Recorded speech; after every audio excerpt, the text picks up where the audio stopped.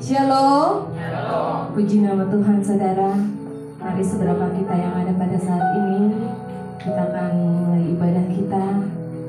Sebelum kita mulai, saudara, sejenak kita tundukkan kepala di hadapan hadirat Tuhan. Terima kasih Tuhan. Kita mau naikkan ucapan syukur kita. Terima kasih Tuhan untuk kebaikan-Mu sepanjang minggu ini Tuhan. Kami boleh ada sebagaimana kami ada Tuhan. Kami percaya Tuhan semua karena kasih dan anugerah-Mu dalam hidup kami Tuhan. Haleluya Yesus. Inilah hidup kami Tuhan. Kami mau datang, kami mau bawa ke hadapan-Mu Tuhan. Mari Roh Kudus Engkau perbaharui Tuhan hidup kami Tuhan. Haleluya Yesus. Terima kasih Tuhan. Haleluya. Mari naikkan ucapan syukur.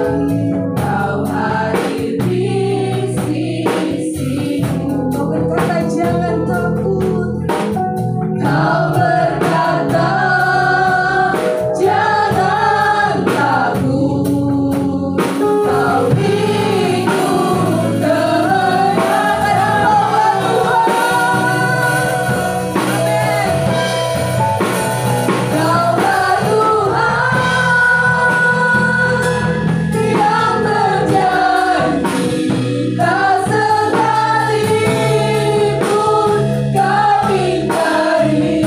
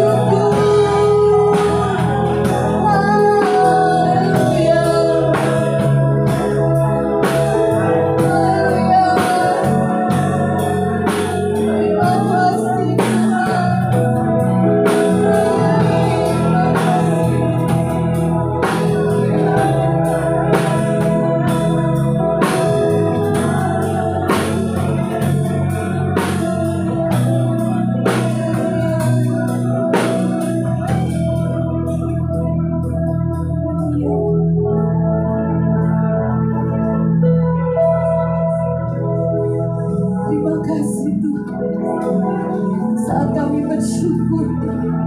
Kami percaya Engkau hadir di tengah-tengah kami.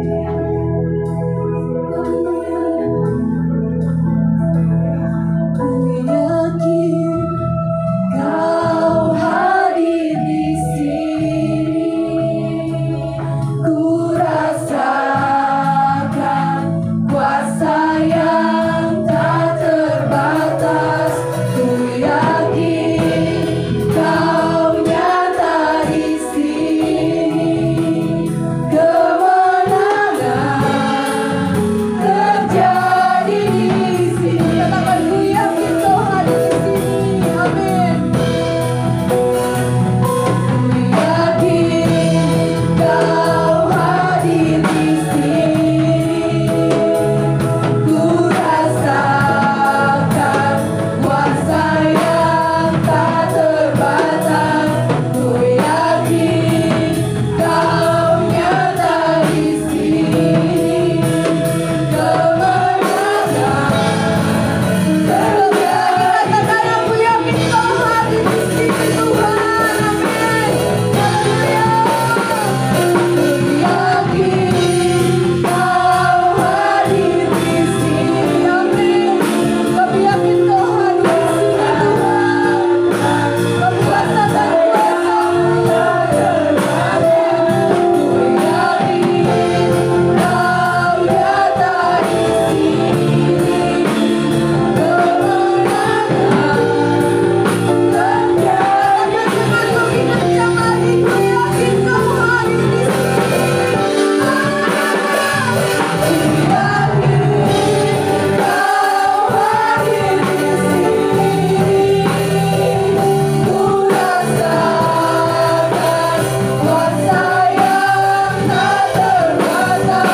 Ku yakin Kau nyata di sini.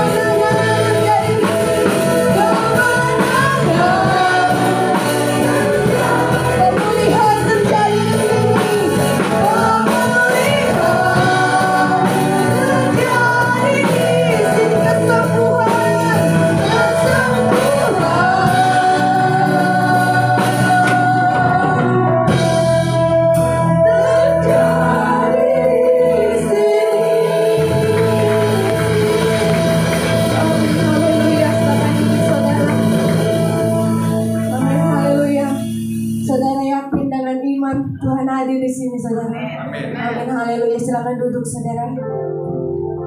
Kita akan angkat satu pujian. Sungai sukacitamu mengalir dalamku. Amin. Haleluya.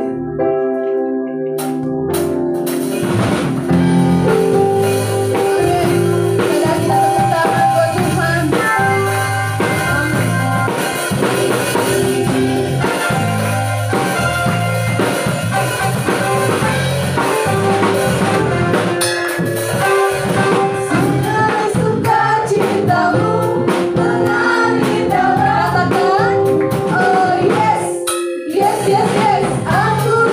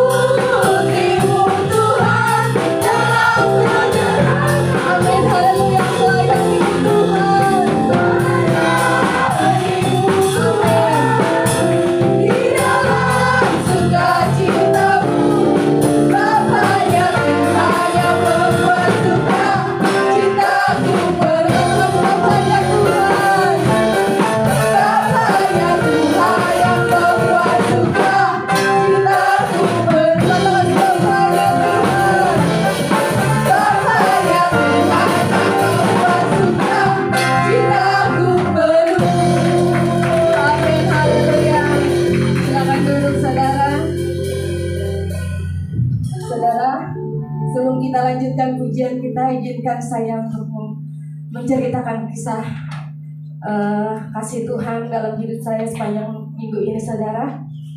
Jadi saudara, dari hari Minggu itu badan saya udah kerasa nggak enak, saudara. Udah mulai batuk pilek gitu. Dan puncaknya hari Selasa, saudara, saya demam tinggi, saudara. Dan maaf, saya muntah-muntah, saudara, karena saya ada lambung waktu itu. Karena tenggorokan sakit kan, jadi susah makan gitu. Jadi lambung saya kena, saya muntah-muntah, saudara. Saya ngedrop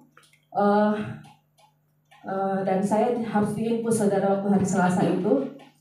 Dan saya bersyukur, saudara, jadi di tetangga saya itu ada seorang perawat, saudara. Ada 2 orang perawat, yang satu perawat rumah sakit umum dan satu di Mitra Family, saudara. Dan mereka langsung sigap, saudara, udah langsung diinfus aja, soalnya saya udah lemes, saudara. Jadi hari Selasa itu saya diinfus sampai dibuka itu hari Jumat sore. Infusan saya 3 hari saya diinfus. Dan waktu saya diinfus itu, saudara, kondisi saya lemah banget gitu ya, nggak bisa bangun dari tempat tidur. Tapi saya di pikiran saya nih, tuh Tuhan, mana pelayanan kan hari Minggu gitu kan, gimana ini? Tapi hati kecil saya tuh, Roh Kudus terus berbicara, Minggu sembuh kok gitu, Minggu pasti sembuh gitu. Dan saya paham banget waktu akhir bulan kemarin, waktu terakhir kita latihan akhir bulan itu, Bang Maruli ngomong kan, bulan Maret ini kita ibadah ada 6 kali loh katanya. Saya bingung nih ngatur jadwalnya. Jadi waktu itu iblis menggunakan kelemahan saya gitu. Udahlah, pelayanan kali ini skip dulu gitu. PA aja Bang Maruli, minta ganti, minta tuker gitu. Tapi Roh Kudus bilang, enggak, kamu bisa. Hari Minggu kamu pasti sembuh gitu. Dan saya bersyukur, saudara, waktu saya dalam kelemahan, saya selalu menyanyikan puji-pujian, hati yang gembira adalah obat. Dan itu benar-benar memberkati saya, saudara, sampai saya nyari-nyari lagu untuk pelayanan hari ini. Dan saya diberkati lewat puji-pujian ini, saudara. Dan saya bersyukur, saudara, dalam pujian ada kuasa yang memampukan saya, menguatkan saya. Nah, akhirnya saya hari ini boleh ada sebagaimana saya bisa melayani, berdiri di sini. Semua bukan karena kuat saya, semua karena kasih Tuhan, kebaikan Tuhan. Amin, saudara. Seperti itu, mari saudara, saya rindu kita semua mau menyanyikan lagu ini, hati yang gembira adalah obat. Amin, amin, saudara. Haleluya. Sudah kita bangkit berdiri.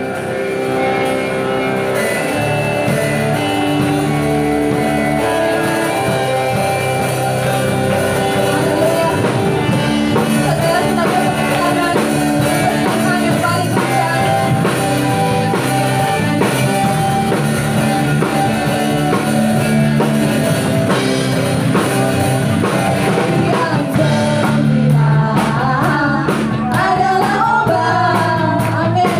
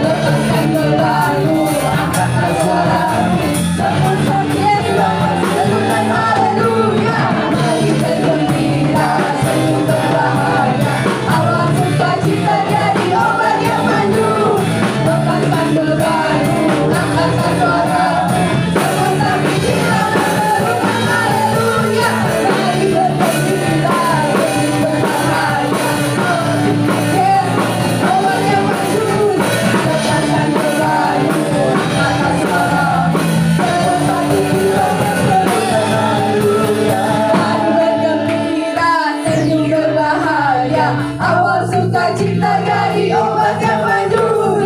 Lepaskan bebanmu, angkatlah suaramu, semua sakit yang masukkan haleluya. Hati yang gembira adalah obat yang manjur, jadi obat hati yang senang.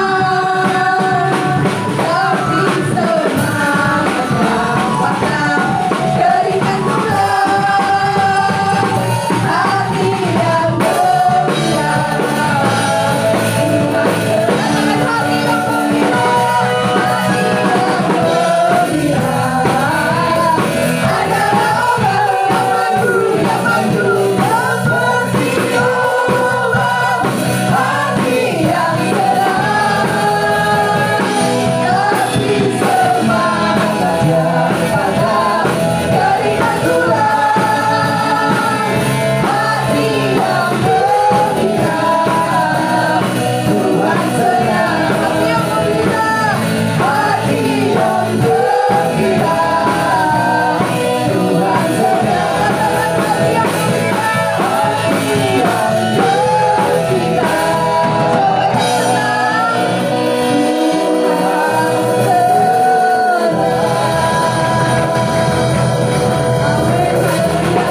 Silakan duduk saudara. Sebab hanya hati yang gembira yang dapat menyenangkan hati Tuhan. Amin saudara. Saudara, kita akan, sebelum kita mendengarkan firman Tuhan, kita akan memberikan persembahan kita kepada Tuhan. Yang bertugas saya persilakan untuk maju ke depan. Puji Tuhan saudara. Haleluya. Terima kasih Tuhan. Terima kasih buat kehadiran di tempat ini Tuhan. Di saat ini Tuhan, kami akan memberikan persembahan kami, kiranya Roh Kudus kami layakan Tuhan, dapat menjadi berkat Tuhan dalam gereja kami Tuhan. Kami siap memberi hanya di dalam nama Yesus. Haleluya. Puji Tuhan. Amin. Haleluya.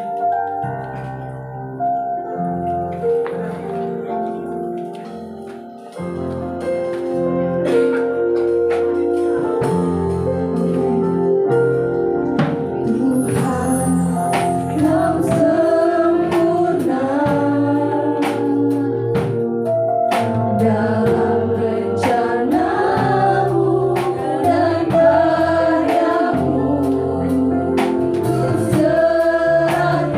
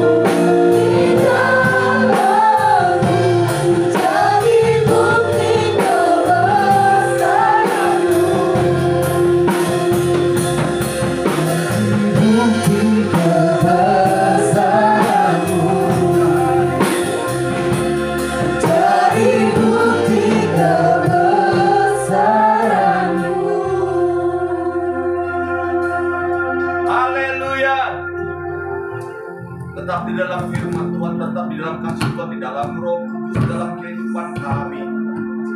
Oh haleluya. Terima kasih.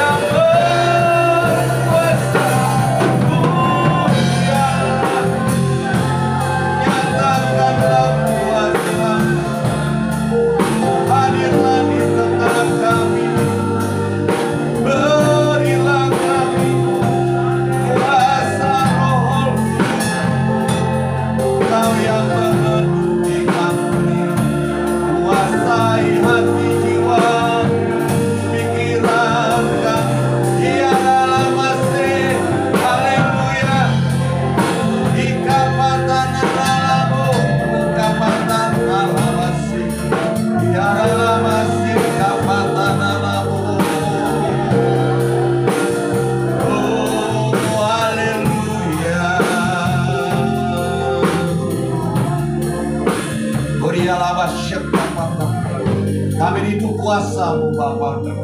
Kami rindu hadirat-Mu di tengah-tengah kami ini. Kau tidak melihat jumlah kami, tapi Kau melihat hati kami. Betapa kami rindu terus masuk dalam hadirat-Mu. Betapa kami haus akan kuasa Roh Kudus dalam hidup kami. Sehingga terus kami dipengaruhi oleh budi pengertian-Mu, oleh firman-Mu yang menerangi kami, sehingga terus itu ada dalam hidup kami. Bapa, terima kasih kami ada sebagaimana ada di tempat ini. Dikala kami memuji, menyembah dan memuliakan nama-Mu, saatnya kami kembali mau belajar tentang firman-Mu Bapa, firman-Mu yang berkuasa atas hidup kami, atas hikmat kami, sehingga apa yang kami dengar, apa yang kami terima itu menjadi berkat dalam hidup kami, sehingga pulang dari tempat ini kami diberkati Tuhan. Hanya dalam nama Yesus Kristus kami berdoa dan mengucap syukur. Yang percaya sama-sama katakan amin. Beri kemuliaan kepada Tuhan. Terima kasih. Perjuangan yang luar biasa. Saudara yakin dan percaya bahwa pagi ini saudara diberkati Tuhan? Amen. Kalau saudara percaya, itu kita tidak lagi akan melihat tanda-tanda, tetapi kita bicara tentang iman kita, bahwa apa yang kita lakukan, apa yang kita kerjakan ini hanya untuk memuliakan nama Tuhan. Hari kita belajar saudara. Saya mau ajak saudara, saya ajak untuk belajar kembali, kita belajar tentang bangsa Yahudi. Sekiranya ini jadi pembelajaran bagi kita, bagi saudara saya di tempat ini. Yuk kita buka di Matius 12 ayat yang 38. Mungkin 4 ayat, 5 ayat. Biar kita memori kita respect kembali, kita belajar, kita terus boleh mengerti sejarah, adat istiadat di dalam kehidupan seseorang, sehingga kita mengerti satu dengan yang lain, saudara. Sudah ketemu? Baik, kita baca sama-sama. Pada waktu itu berkatalah beberapa ahli Taurat dan orang Farisi kepada Yesus, "Guru, Kami ingin melihat sesuatu tanda daripadamu. Saudara, kita balik lagi coba di Lukas 11. Lukas 11 ayat yang 29. Ini sama, saudara. Kita akan lihat kembali dengan tanda Yunus, ya kan? Ketika orang banyak menggerumunginya, berkatalah Yesus, angkatan ini adalah angkatan yang jahat. Mereka menghendaki suatu tanda, tetapi mereka tidak akan diberikan tanda selain tanda Yunus. Oke, saudara, kita balik lagi ya ke Matius 12. Jadi pada waktu itu berkatalah beberapa ahli Taurat dan orang Farisi kepada Yesus. Dia dengan kata-kata yang lembut, dengan kata-kata yang sopan, dengan mimik yang benar-benar seakan-akan dia menghargai bahwa itu adalah seorang guru. Dia bilang begini, "Guru, kami ingin melihat suatu tanda daripadamu." Tadi kalau kita flashback lagi tadi ke Lukas 11 ayat 29, Yesus berkata apa? Angkatan orang ini adalah penjahat. Kok Tuhan ngomong begitu ya? Kok Yesus bisa ya menjudge orang? Ini angkatan orang jahat nih. Ini angkatan orang baik nih. Kalau beliau bilang angkatan orang baik, orang kan seneng. Ini orangnya bager, orangnya penurut, orang yang mau melayani, itu kan enak ya.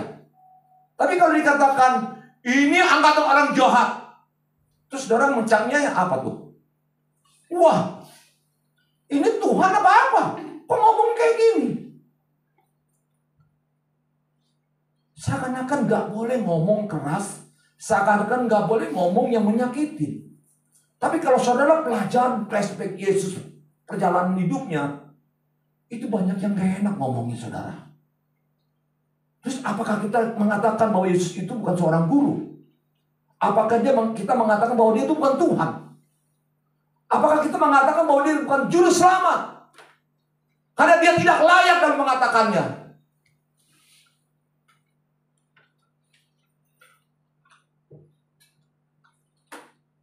Saya mau ajak saudara kita berpikir, bagaimana kita menyikapi perjalanan hidup di dalam kehidupan saudara dan saya di tempat ini. Saya selalu membayangin dan belajar, saudara. Kok kenapa sih Tuhan sampai mengatakan angkatan inilah angkatan orang jahat?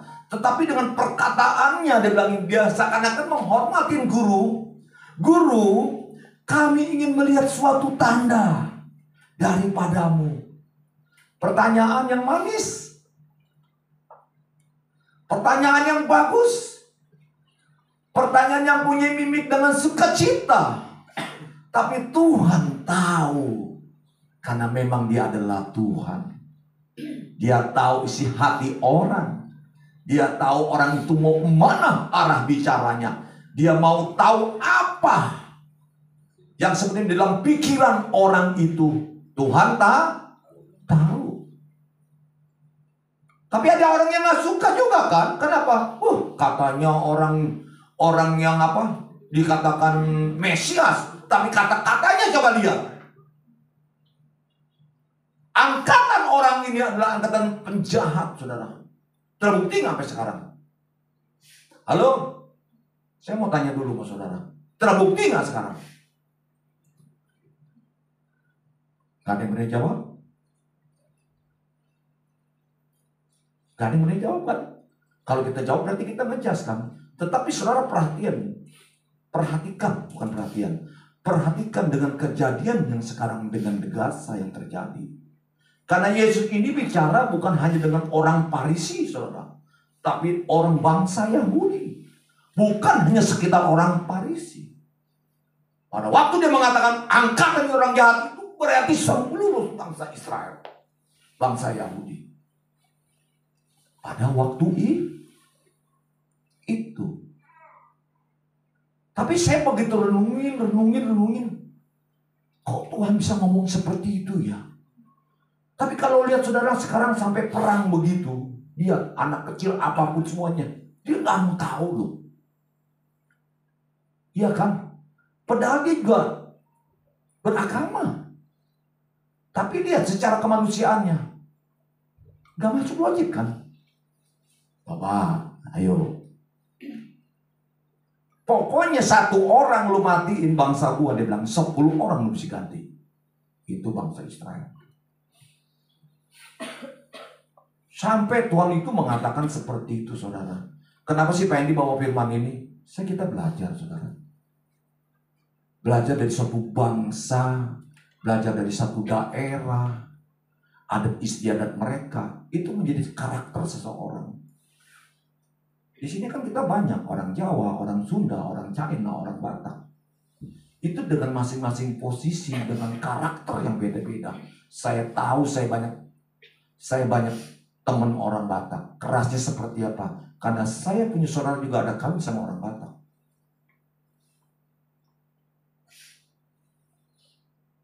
Jadi kita tuh bisa menyelamin orang ini seperti apa.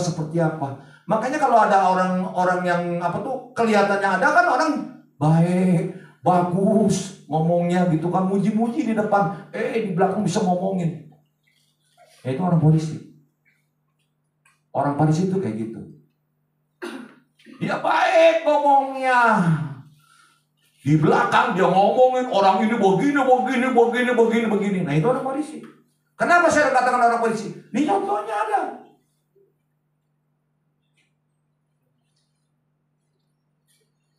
Makanya saya nggak mau tuh kalau ngomong tuh apa adanya. Saya ngomong keras, ya kan. Mau temen kayak, mau sahabat kayak, mau orang tua kayak, mau saudara kayak, gak ada urusan. Saya ngomong kebenaran aja, supaya saya jangan jadi seperti orang Parisi. Karena kalau orang Parisi itu apa? Angkatan orang ini adalah angkatan orang penjahat. Mati lu. Makanya Tuhan berbicara seperti itu sampai sekarang, saudara. Coba lihat, nggak ada rasa-rasanya gitu. Saya yang ngelihat aja begitu anak kecil sampai makannya aja makan apa tuh? Terigunya udah nggak ada, makanan ternak loh, diaduk, dibikin. Kadang-kadang saya tuh nggak mau lihat, saudara. Kalau perang di Gaza itu, karena saya tahu namanya perang itu ya, itu udah nggak ada yang namanya kasih. Itu pokoknya apa? Lu yang bunuh atau gue yang bunuh. Makanya Benyamin Netanyahu itu sampai sekarang, saudara, nggak bisa diganti, nggak ada pemilihan pun, nggak ada apa. Kenapa? Dalam masa perang. Jadi politik itu mesti ada, sehingga dia lakukan seperti itu. Dan tidak ada berani satu orang pun akan yang menjegal dia, karena ini dalam masa perang. Terus dia katakan masa perang. Sehingga penggantian Perdana Menteri pun juga akan diabaikan. Gak ngerti kan? Saya baru ngerti. Karena saya belajar. Oh seperti itu ya. Kenapa sih Perdana Menteri ini gak mau digantiin aja gitu? Karena gak ada kasih gitu. Lihat anak kecil sampai kayak begitu. Dia gak peduli gitu. Begitu ada perantara di rumah sakit itu, ada Hamas, diberi itu rumah sakit. Gak ada urusan sama dia. Karena apa? Di situ ada orang, dia bilang gitu. Bener gak benernya kita kan gak tahu. Tapi dia punya AI. Dia tahu. Seperti itu, saudara. Jadi saya katakan kenapa sih ya Tuhan tuh sampai sekarang tuh, dan firman ini masih terus berdenging-denging. Tapi nggak ada orang yang kadang-kadang mau gitu. Kadang-kadang orang tuh maunya apa? Mujizat. Gitu. Tapi saya mau katakan kepada saudara, kita anak-anak Tuhan, kita nggak perlu lagi tanda-tanda. Seperti tadi saya suka dengan iman. Dia nggak minta tanda-tanda lagi, tanda-tanda ya Tuhan 3 hari 4 hari, coba nanti situasinya. Dia nggak minta tanda-tanda lagi, tapi dia beriman. Saya percaya Tuhan, karena saya minggu akan mau melayani Tuhan. Iman yang bekerja itu lebih dari tanda Yunus. Seperti apa yang Tuhan katakan. Nanti kita buka koreksi Tuhan. Jadi nggak salah. Memang mesti seperti itu. Tuhan tahu kok bahwa kita tuh melayani. Jadi nggak minta tanda-tanda lagi. Nanti lihat ya tanda-tandanya gitu. Nggak perlu. Iman aja berjalan. Begitu iman berjalan bekerja, Tuhan akan bekerja.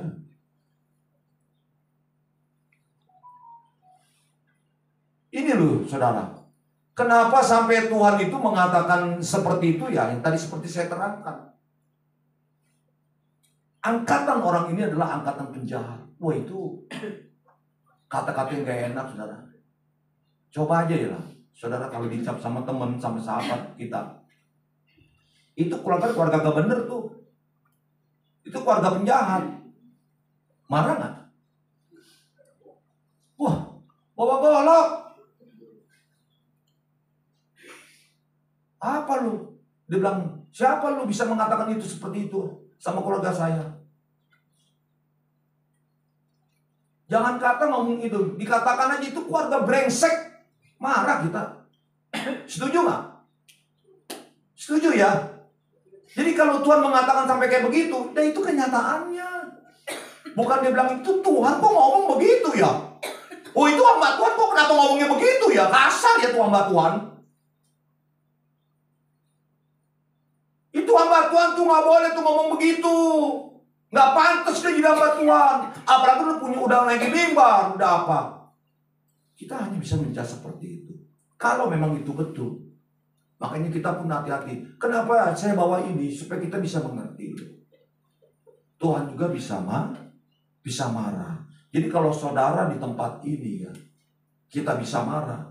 Saya rasa wajar lah manusia. Cuman orang mati aja yang gak bisa marah. Mau dibalikin sini, mau dibalikin itu. Udah gitu mati, digambarin mukanya, dipakein apa, dia diam aja. Tenang. Dia gak pernah marah. Dikasih aja mencong dikit, dia diam, senyum aja begini. Iya kan?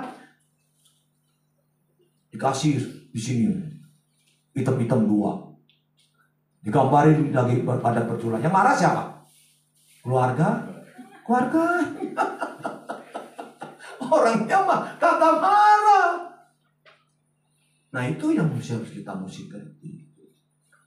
Jadi kenapa sih kita mesti begini? Saya ajak saudara tuh buat supaya kita apa? Berpikir dengan jernih, berpikir dengan apa? Dengan akal budi pikiran kita. Di samping itu pikiran Allah pun ada dalam diri kita, sehingga ini selaras dengan pikiran Tuhan. Gitu. Kalau saudara nggak gunakan, salah juga gitu. Saya selalu merenungkan ini untuk supaya apa? Membagikan kepada seseorang, karena ada orang yang tidak suka baca firman Tuhan ini. Ini ngapain dibaca? Bacanya janji Tuhan, Mazmur 112 gitu kan. Orang suka dalam masa kekeringan, dalam masa tua apapun, dia hidupnya tetap menjadi berkat. Bagaikan pohon hidupnya di tepian air, sehingga masa tuanya pun tetap menjadi berhasil. Maunya begitu kan? Itu janji Tuhan, betul. Tapi kalau saudara dan saya lakukan dengan sungguh-sungguh di dalam firman Tuhan. Juga jangan mau ngeklaim firman Tuhannya, tetapi perbuatannya gak pernah selaras dengan ajaran Tuhan. Nah ini kan repot nih kita nih.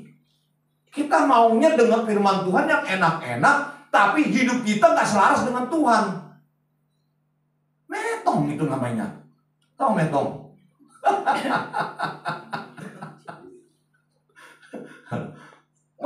Pusing ini orang.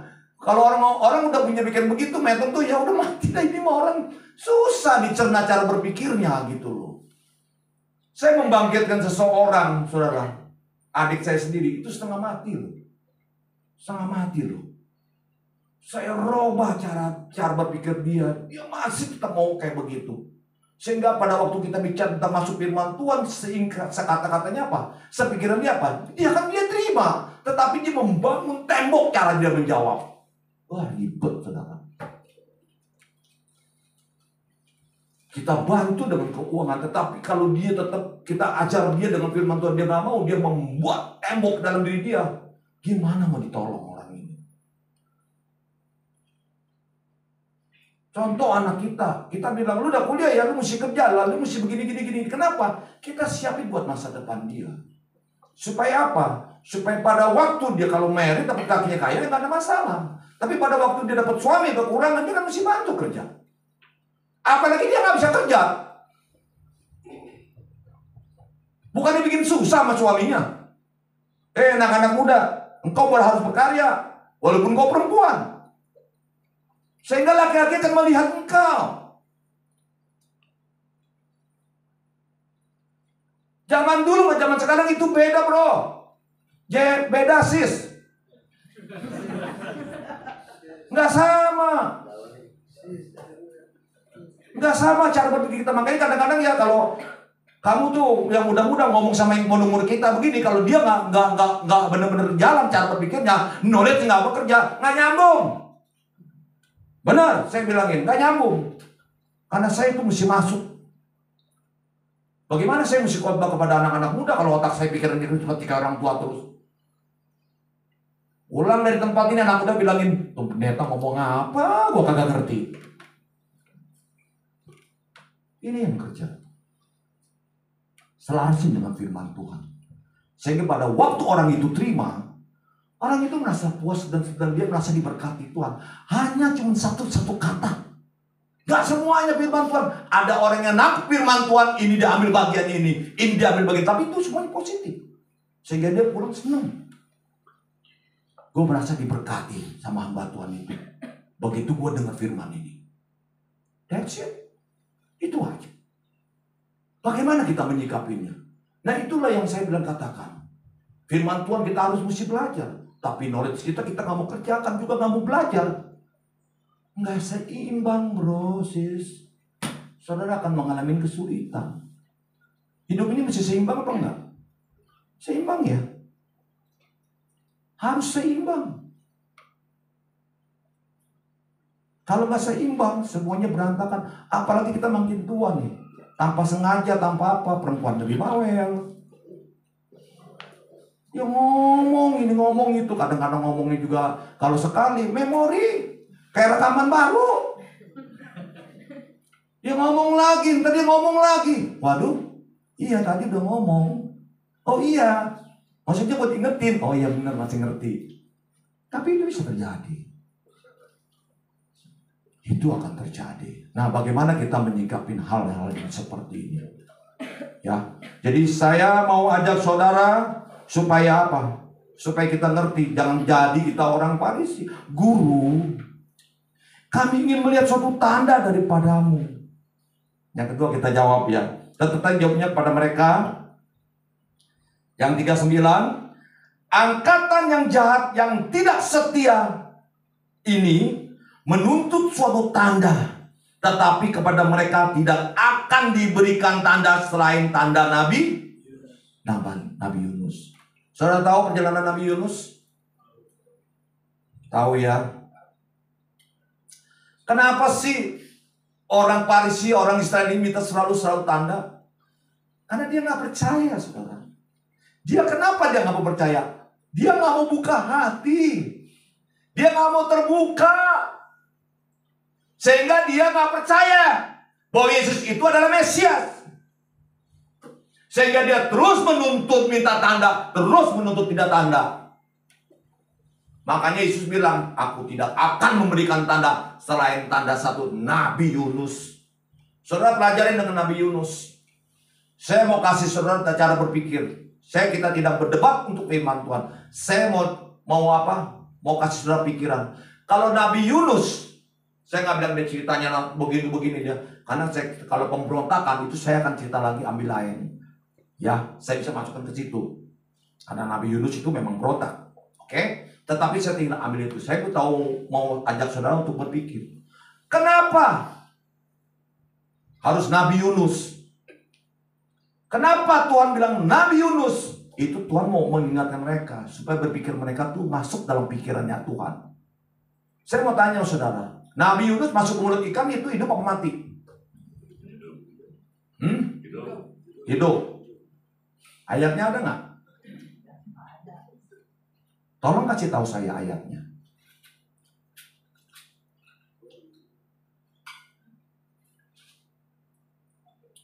Kita boleh bilang mengatakan dia hidup. Mau coba?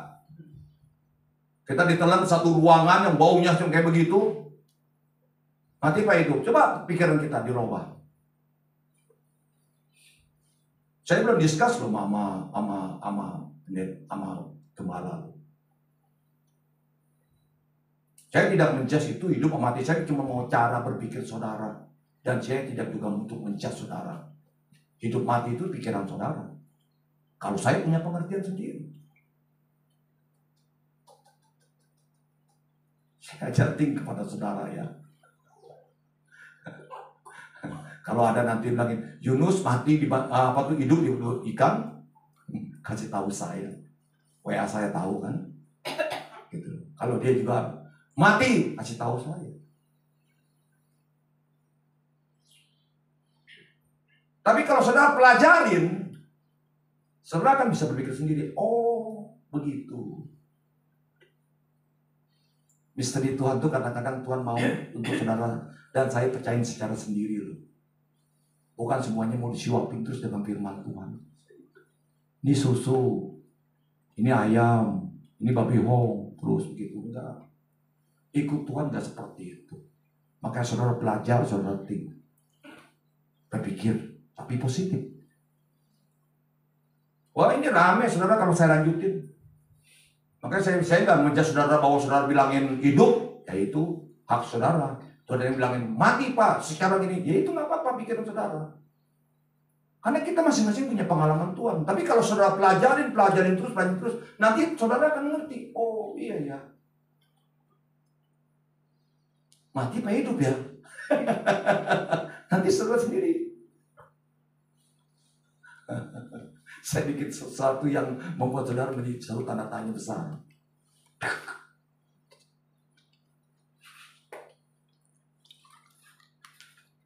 Kalau Pak Pendeta akan tahu, Pak Denny tahu pasti. Tapi saya tidak menjawab saudara ya. Itu hak saudara mau hidup, mau mati, terserah saudara.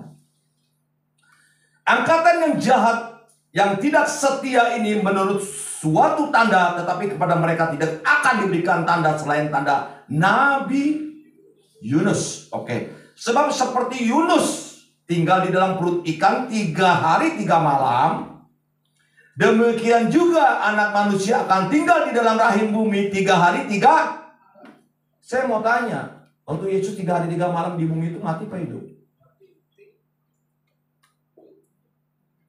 Halo? Halo? Everybody home? Everybody home. Everybody adakah di gereja ini? Mati itu? Mati.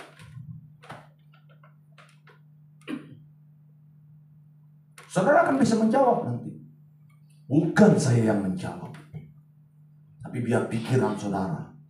Makanya firman Tuhan ini saya bilangin. Saudara baca cuma satu perikop, tetapi saudara tidak baca lagi dengan perikop yang lain. Tapi diganti dia 3, jadi ditunjang dengan yang lain. Saudara akan berpikirannya ya seperti itu aja. Bukan berarti salah. No, tidak salah. Tapi kalau saudara terus baca, kenapa Tuhan katakan seperti itu? Biar dia orang Parisi, orang Saduki, orang Israel itu pikir.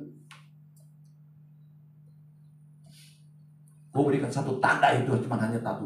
Tanda ingat, Nabi Yunus. Bukannya Denny Yunus. Kalau Denny Yunus itu gembala kita. Yang sekarang. Kalau Nabi Yunus itu Nabi 2000 tahun yang lalu.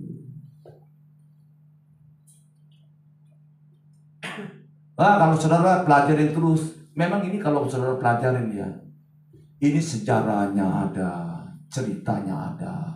Dari cerita dan sejarah ini saudara akan matang sendiri, akan mengerti. Sehingga menerangin orang itu juga nggak perlu teks, nggak perlu apa. Cukup dengan firman Tuhan, Tuhan bukan bekerja sendiri. Karena larinya kemana pun kita tahu. Gitu loh. Kalau saudara dan saya nggak mau pelajaran seperti itu, ya kita nggak akan bisa bertumbuh. Nggak akan mengerti. Dan selamanya kita akan menjadi pendengar firman Tuhan. Selamanya kita nggak mau jadi untuk menjadi pelaku firman Tuhan. Karena kita mau disusupin aja. Karena kita mau cuman hanya diberikan saja sesuatu. Memang perjuangan saudara. Dan gak gampang. Tetapi kalau saudara dan saya mau, saya yakin, saya percaya, mau iman yang bekerja. Seperti apa yang tadi saya ulang kembali. song leader kita. Dia lagi nggak minta tanda. Dia hanya beriman, Tuhan saya mau minggu untuk melayani Tuhan. Dia nyanyi. Makanya begitu dia saksikan seperti itu, saya ketawa. Saya ketawa dalam apa konfirmasi dalam firman yang saya mau bagi ke saudara. Oh, good, oke, gitu. Sehingga sesuatu firman itu kalau kita benar-benar lakukan, kita akan hidup. Walaupun keadaan sekarang ini yang lagi nggak enak, ekonomi yang lagi nggak bagus, walaupun presiden sudah terpilih, dampaknya kena nggak kita? Kena, saudara. Saya jujur kepada saudara, setiap bulan saya tetap mengalami kerugian. Hampir 10 bulan udah masuk hampir setahun. Kasih karunia saya sampai kuat seperti ini, sampai bisa jalanin seperti ini. Saya cuma ingat apa? Kebaikan Tuhan tahun-tahun yang lalu. Itu yang saya taruh dalam pikiran dan hati saya. Iman saya yang bekerja. Saya yakin Tuhan. Saya percaya bahwa Tuhan akan mencukupin saya. Walaupun 10 bulan Tuhan cukupin, nggak ada masalah. Pengeluaran bukan tambah kecil, tambah besar.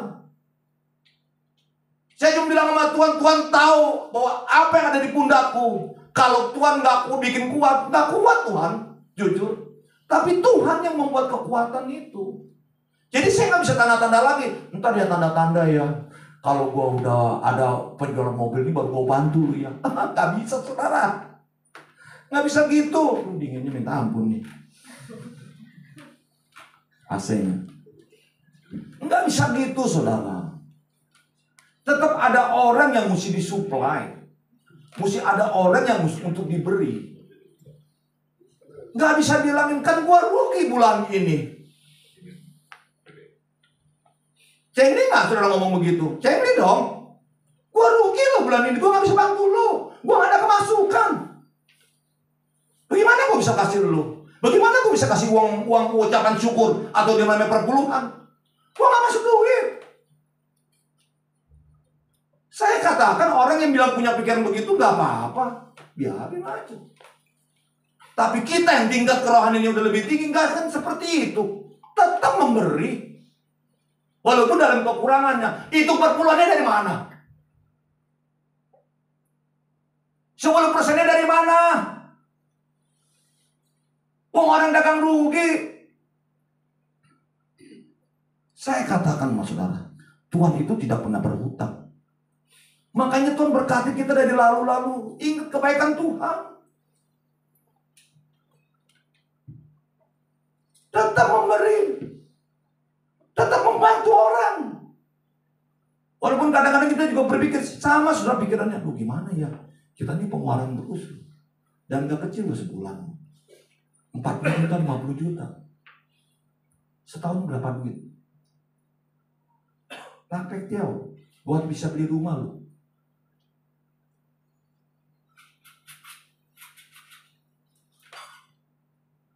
Saya bukan bicara tentang uang, tentang harta, tapi cara berpikir kita, saudara. Bagaimana saudara dituntut ikut Tuhan itu dengan sungguh-sungguh. Emang gak enak, saudara. Saya katakan, orang yang sungguh-sungguh dalam Tuhan, memang pertama kali itu gak enak. Tetapi saudara begitu melampaui apa yang Tuhan ajarkan kepada saudara-saudara lakukan, saudara tetap nikmatin. Saya nikmatin, saudara. Walaupun secara pembukuan,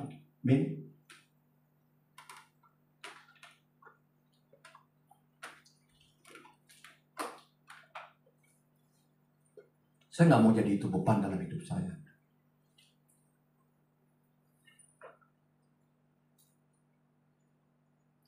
Karena uang itu memang segala di mana hartamu berada, di situ hatimu ada. Itu yang paling bahaya mamon. Bagaimana saya bisa membawakan ini kalau saya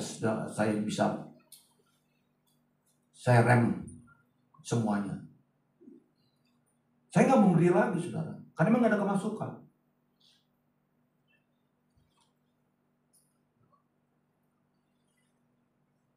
Apakah pada waktu saya nggak memberi, damai sejahtera sukacita saya tetap ada? Yang pasti nggak ada, saudara.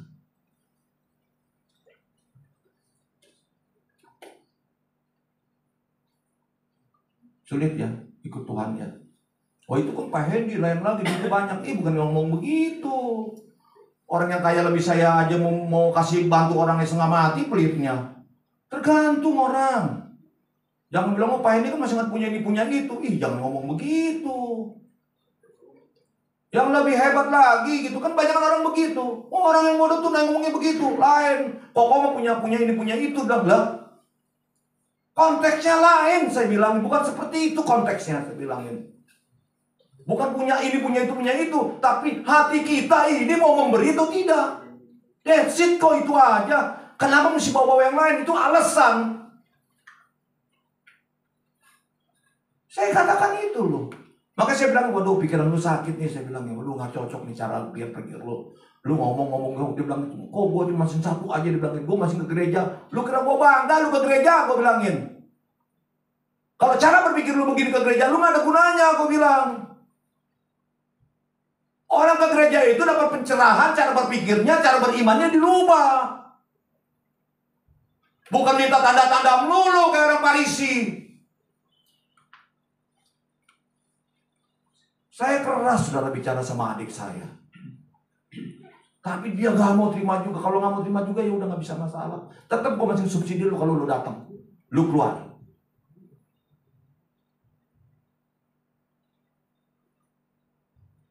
Gak enak loh saudara. Kita bicara juga tapi kita mesti keluar uang juga. Tapi itu yang saya lakukan. Ya puji Tuhan. Ini sebagai contoh ya saya sendiri ya. Bukan berarti hebat atau apa. Enggak, saya terus terang ya. Kalau nggak ada Roh Kudus dalam diri saya nggak kuat saudara. Ya, nggak bisa. Sama seperti ini yang tinggal di dalam perut ikan 3 hari 3 malam. Demikian juga anak manusia akan tinggal di dalam rahim bumi 3 hari 3 malam. Jawabannya itu, saudara tinggal jawab sendiri. Pada waktu penghakiman orang-orang Niniwe akan bangkit bersama 41. Pada waktu penghakiman, orang-orang Niniwe akan bangkit bersama angkatan ini. Dan penghukumannya juga. Sebab orang-orang Niniwe itu bertobat setelah mendengar pemberitaan Yunus. Dan sesungguhnya yang ada di sini lebih daripada Yunus. Maksudnya apa? Yunus itu beritain firman Tuhan itu cuma beritain begitu aja loh saudara. Nggak seperti hebat-hebat kayak pendeta yang sekarang-sekarang ini. Sampai di bubuk semuanya. Enggak seperti itu. Jaket begini. Bubuk semuanya. Enggak seperti itu. Yunus cuma bisa bicaranya seperti saya kok. Santai aja. Tetapi bertobat. Saya katakan kepada saudara, Tuhan Yesus itu lebih dari apa? Dari Nabi Yunus. Tuhan Yesus itu lebih dari Nabi Yunus. Dia bikin mujizat. Dia bikin pengajaran. Tapi apa yang diterima? Halo?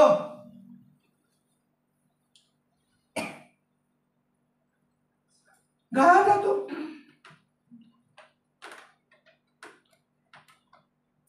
Bangsa Israel sampai sekarang. Saudara pikir bangsa Israel sekarang mengakui Yesus Kristus sebagai Tuhan dan Juru Selamat? No. Hanya 10% waktu itu saya datang. Gak tahu sekarang berapa persen bertambahnya. Gak semuanya saudara. Saya yakin, saya percaya kalau semuanya di Israel itu GBI percaya Yesus Kristus, gak mungkin diborbadir itu Gaza. Karena ajaran kita ajaran kasih. Betul gak? Halo? Betul gak?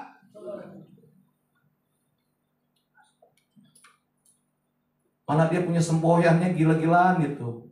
Pokoknya rakyat gue 1 orang mati itu 10 orang. 10 orang 100 orang mesti mati. Itu bangsa Israel.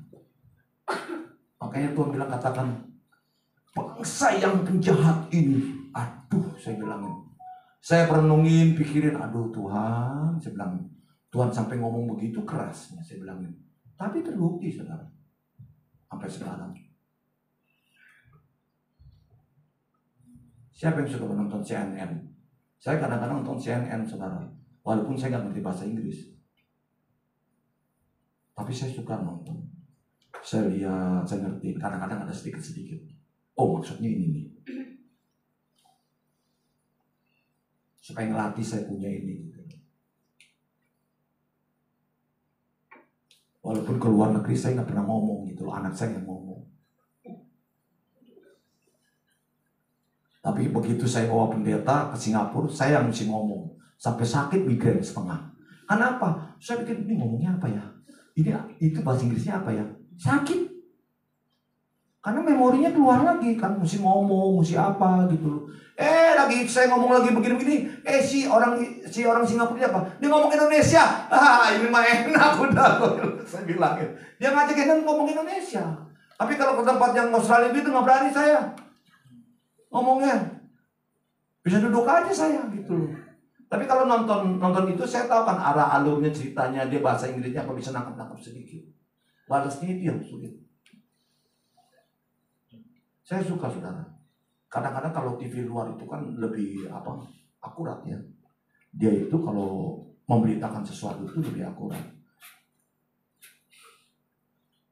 Seperti itu saudara.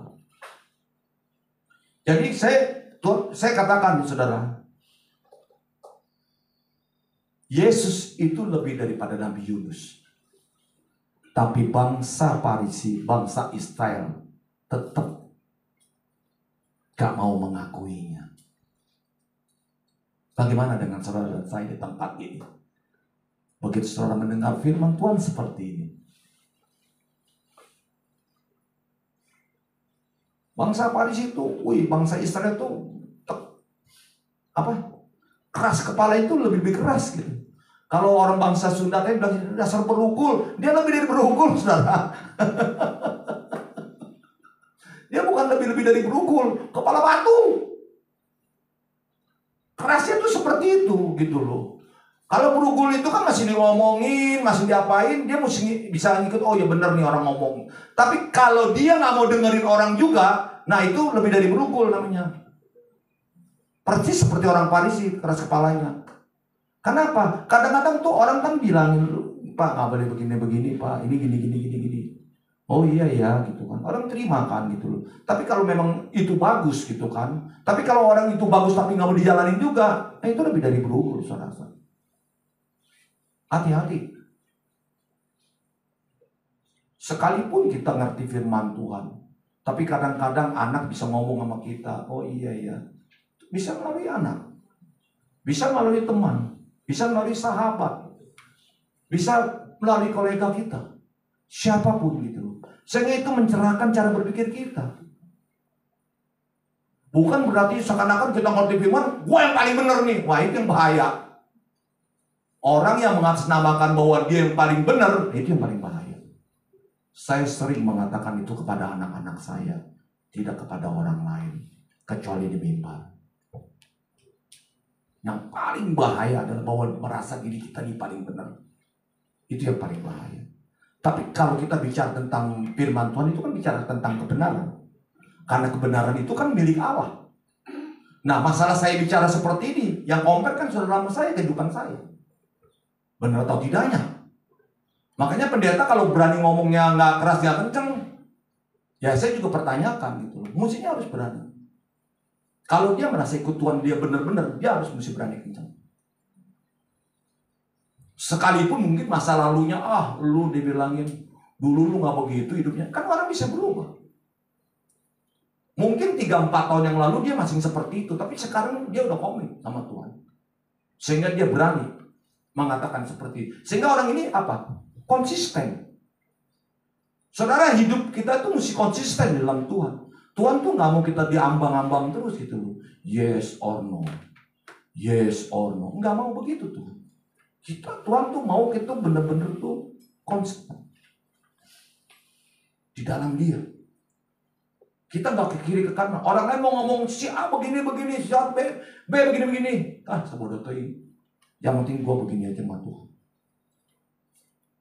Nah saya bisa bagikan begini sama saudara. Memang saya lakukan gitu saudara. Yang sebetulnya saya pun juga gak kuat, tapi Tuhan yang menguatkan. Sehingga terus saya bisa konsisten dalam kehidupan saya. Sehingga pada waktu saya bagikan kepada saudara, saya ini merasa merdeka loh. Saya ini merasa bebas. Kenapa? Nggak ada yang ditutup-tutupin dari hati dan pikiran saya. Apa adanya. Kalau saya nggak benar, yang paling pertama orang yang akan menegur saya itu bukan siapa, saudara? Istri saya sama anak saya. Bukan saudara. Saudara mah paling sok ngomongnya, sok kudu, sok bener apa. Masing saya nggak abain, nggak pusingin. Tapi istri dan anak saya kalau ngomongnya kayak begitu, waduh saudara, kepalanya pengem, kuping pengem bukan kepala, kepala pusing saudara. Nah ini yang saya juga harus hati-hati dan konsisten di dalam kehidupan. Memang nggak gampang, saya mesti bayar harga. Apa yang saya katakan, saya bayar harga. Kalau saya nggak mau bayar harga, saya nggak mau saudara. Khotbah di sini, dimanapun juga nggak mau. Benar, saya nggak mau. Buat apa saya bohongin banyak orang dengan khotbah saya, tetapi dengan kehidupan saya yang nggak bagus? Betul apa betul? Betul kan? Karena apa? Yang tahu siapa? Bukan saudara. Tuhan yang tahu. Tuhan yang tahu. Jadi ya puji Tuhan kalau masih saudara mau denger, orang lain masih mau panggil saya, oke. Gak panggil pun gak ada masalah buat saya. Karena saya berkomitmen orang. Oke. 42. Coba ya. Saya coba ya. Tadi kita udah tahu, kita belajar bahwa Tuhan Yesus itu lebih dari Nabi Yunus. Oke. Sekarang satu contoh lagi. Pada waktu penghakiman, ratu dari selatan itu akan bangkit bersama angkatan ini. Dan ia akan menghukumnya juga. Sebab ratu ini datang dari ujung bumi untuk mendengar hikmat Salomo. Dan sesungguhnya yang ada di sini lebih daripada Salomo. Ratu Seba datang itu nggak diundang, saudara. Memangnya diundang? Enggak, dia nggak datang. Dia datang sendiri ke Salomo karena dia mau belajar hikmat yang dari Salomo. Tapi saudara tahu nggak? Kalau Salomo itu hikmatnya dari Tuhan dan Yesus itu adalah hikmat itu sendiri. Mana lebih hebat?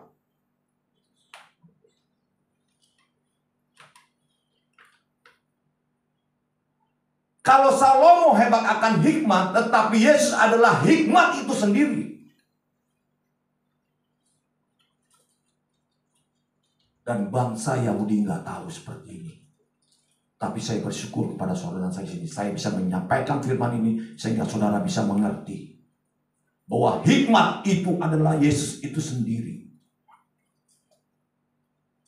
Cara berpikir yang positif adalah Yesus sendiri. Bukan Salomo.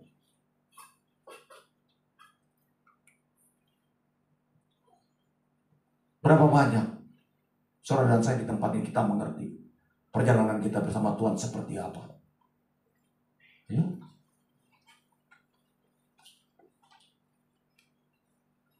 Saya mau tanya sama saudara, berapa hebat?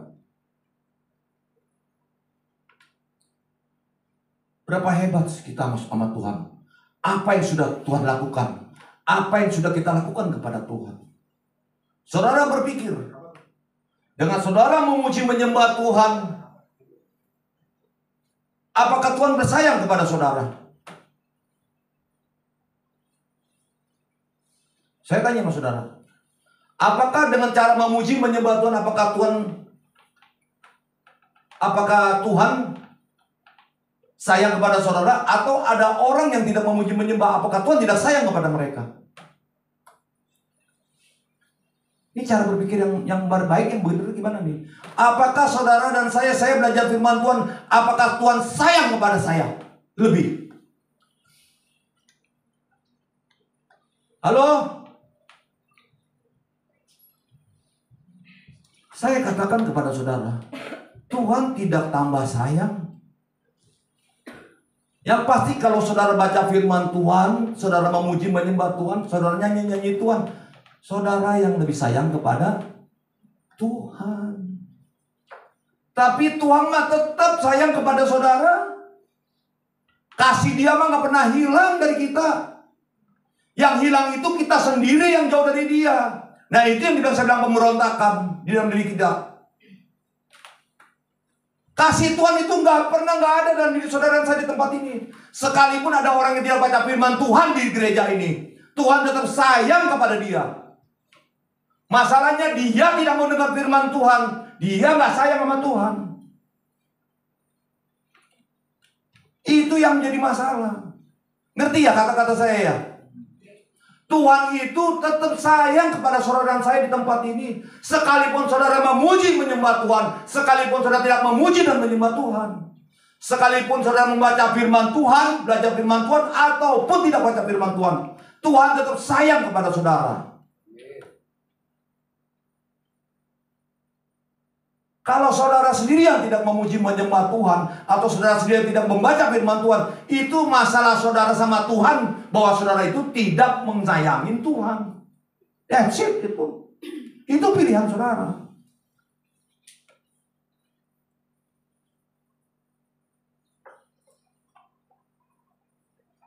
Makanya kalau ada orang-orang, aku cinta Yesus, ya kalau cinta lu di mimbar, kalau cinta lu di sini. Sesudah lu turun dari mimbar, sesudah lu turun dari muji menyembah Tuhan, di rumah lu ngapain?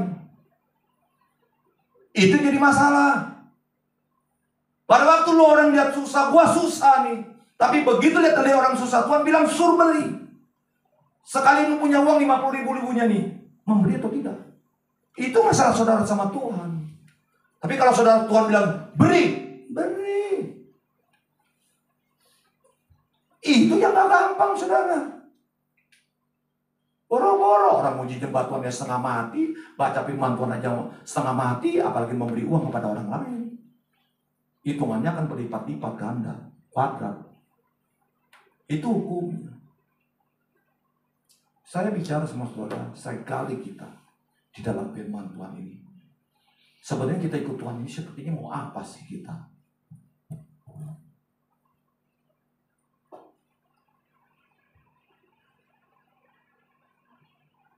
Ayo, kita belajar untuk sama-sama mengerti firman Tuhan. Kita belajar benar-benar untuk menjadi cuming di dalam firman Tuhan itu sendiri. Supaya kita ini layak dikatakan bahwa memang engkau adalah anakku yang kukasihi. Dapat kata-kata itu dari Tuhan, saudara. Saudara bisa nangis.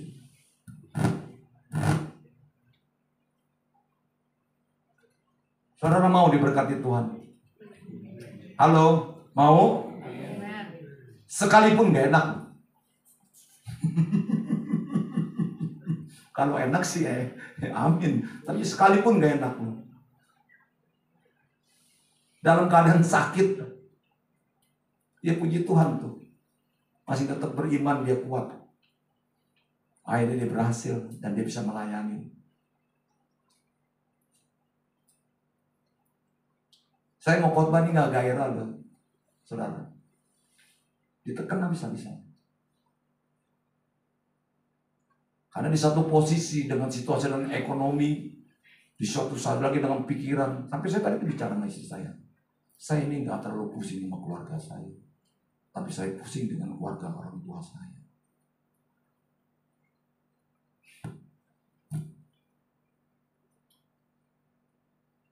Pusing, karena saya terlanjur janji sama Tuhan.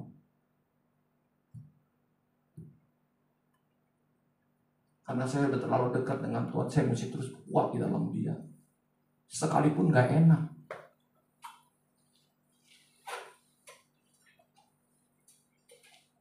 Belajar, saudara. Gak ada yang hebat. Saudara dan saya di tempat ini kita belajar.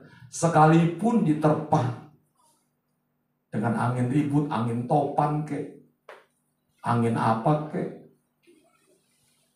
gak ada masalah. Yang penting hati saudara tetap dekat sama Tuhan. Amin.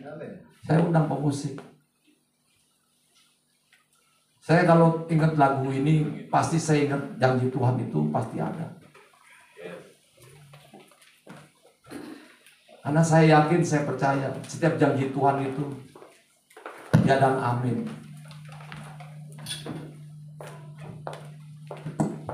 setiap janji-Mu Tuhan.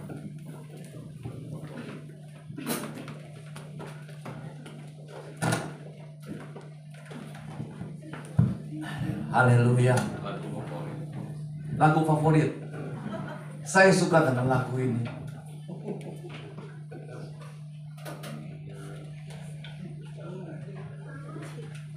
Setiap, haleluya.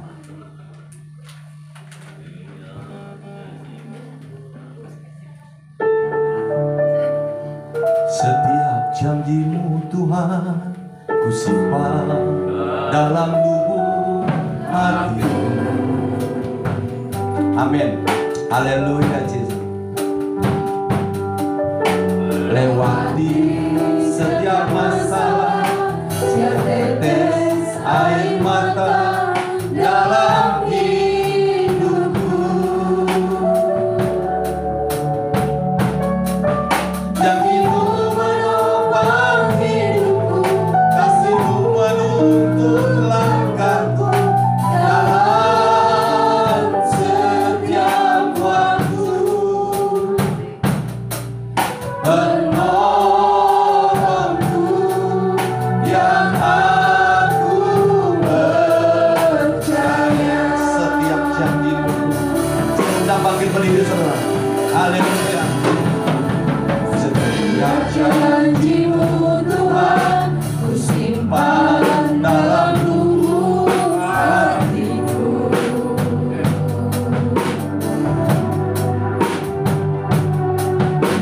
Lewati setiap masalah, setiap tetes air mata dalam hidupku.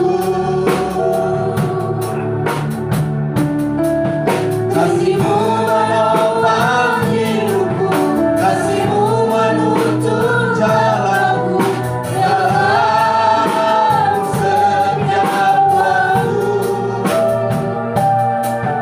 Penolongku yang aku percaya. Katakan terima kasih, oh haleluya. Terima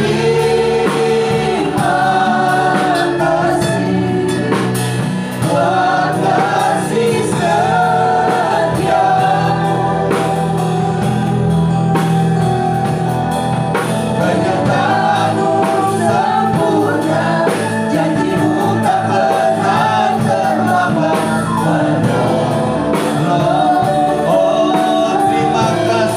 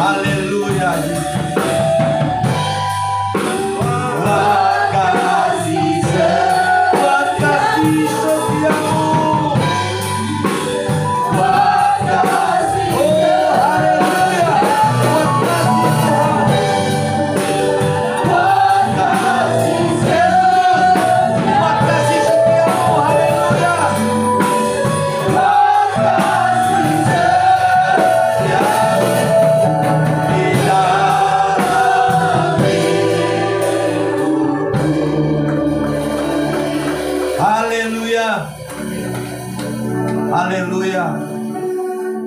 Tuhan, Engkau tahu setiap apa yang ada dalam hati kami, karena Engkau adalah pemilik hati dan batin. Engkau tahu setiap pergumulan kami. Biarlah kami terus diperbaharui Tuhan, baik cara hikmat kami, cara pengertian kami, cara menangkap kami firman Tuhan. Tuhan yang mendewasakan kami. Untuk itu kami undang Roh Kudus. Roh Kudus, Engkau yang berkarya, Engkau yang bekerja di dalam kehidupan kami umat jemaat-Mu di tempat ini. Engkau yang memberikan pengertian lebih lagi Tuhan, agar kami bertumbuh dengan positif di dalam melayani Tuhan. Sehingga kami yakin, kami percaya, pada waktu konsep kami bersatu dengan baik Bapa, maka jiwa-jiwa pun akan bertumbuh di tempat ini. Dan akan banyak orang yang rindu datang di tempat ini untuk melihat kemuliaan nama-Mu. Roh Kudus, terima kasih. Inilah doa dan ucapan syukur kami. Kami yakin, kami percaya Engkau yang memberkati kami. Terima kasih Bapa. Oh haleluya Yesus. Terima kasih. Buat kasih setia.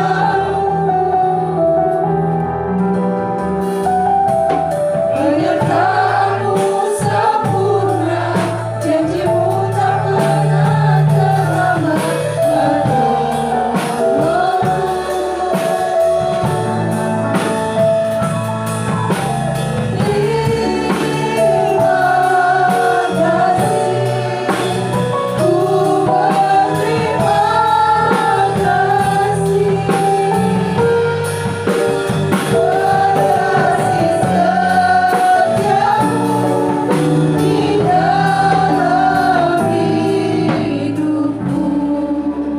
Terima kasih Tuhan untuk firman-Mu Tuhan, firman yang sangat memberkati kami Tuhan.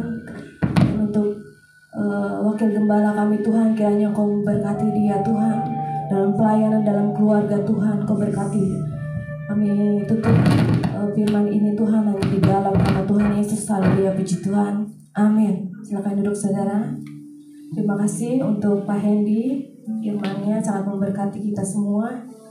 Biar pelayanan Bapak semakin diberkati Tuhan. Amin. Haleluya. Saudara, kita akan mendengarkan pengumuman. Bapak saya persilakan. Ya, shalom.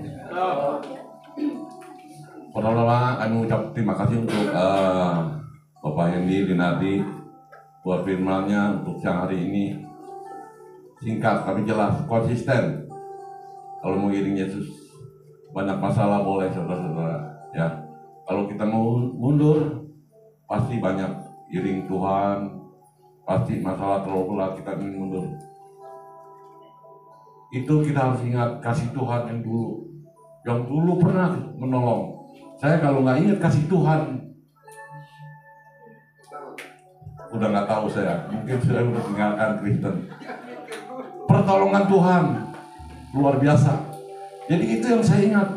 Oh, jadi nggak ada pikiran buat mundur dari Tuhan.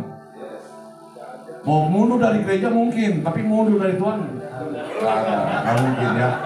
Konsisten, bukan itu aja, ikut Tuhan harus konsisten. Kita jadi manusia konsisten, ya dalam bertindak konsisten juga. Itu emang sudah jadi harus. Terima kasih Pak Hendy, Tuhan memberkati ya. Terima kasih untuk WL Singer, pemain musik.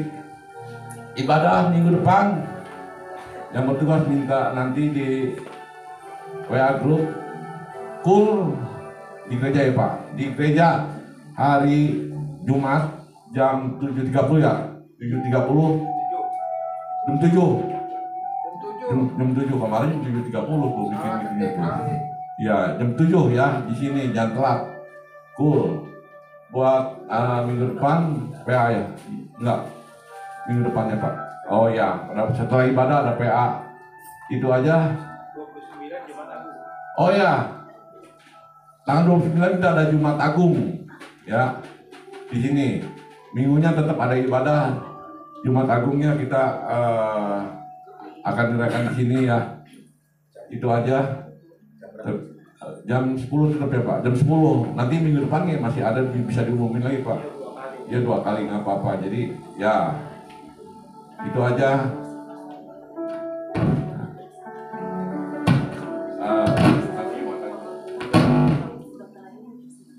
Udah, pertemuan kedua udah ya.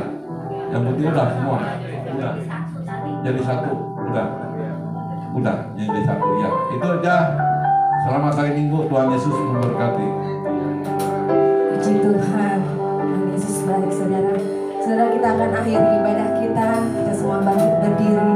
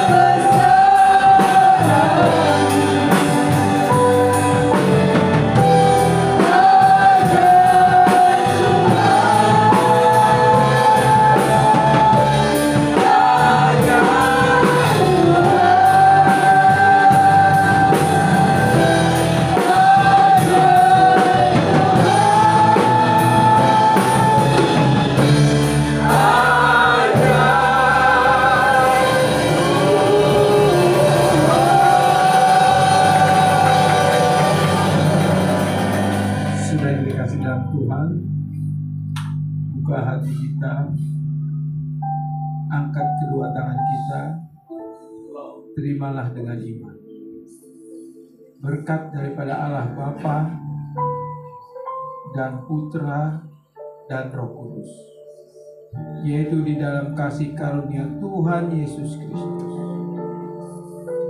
Firman yang telah menjadi manusia, Firman itu yang sudah manunggal dengan kehidupan saudara dan saya, dan Firman itu saat ini ada di dalam loh daging saudara dan saya. Jadilah surat-surat Allah yang hidup di mana kita berada. Yang percaya katakan amin. Amin. Selamat hari Minggu, Tuhan Yesus memberkati kita semua.